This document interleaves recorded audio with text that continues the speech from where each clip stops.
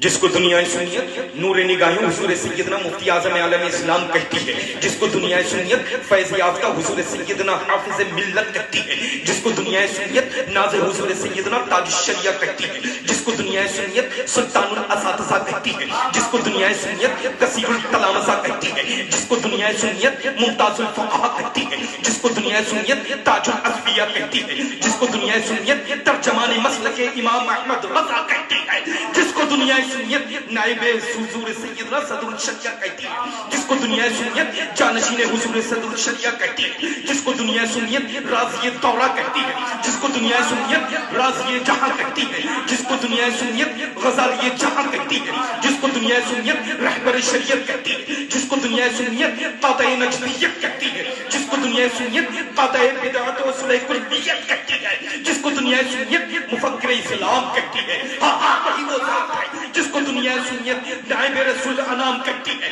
جس کو دنیا سنیت قاضی اسلام کہتی ہے، جس کو دنیا سنیت رئیس المناظرین کہتی ہے، وہی وہ ذات ہے جس کو دنیا سنیت سیدنا حضور محدث کبیر کہتی ہے، وہی ذات وہ ذات ہے جس کو دنیا سنیت امیر المومنین فی الحدیث کہتی ہے۔ جبھی تو فقیر قادری نے آپ کی ولادت بسعادت کو نگاہوں میں بساتے ہوئے بہت پہلے عرض کیا، ضیاء مصطفیٰ بن کر ضیاء المصطفیٰ آئے، عطائے کبریا بن کر ضیاء المصطفیٰ آئے،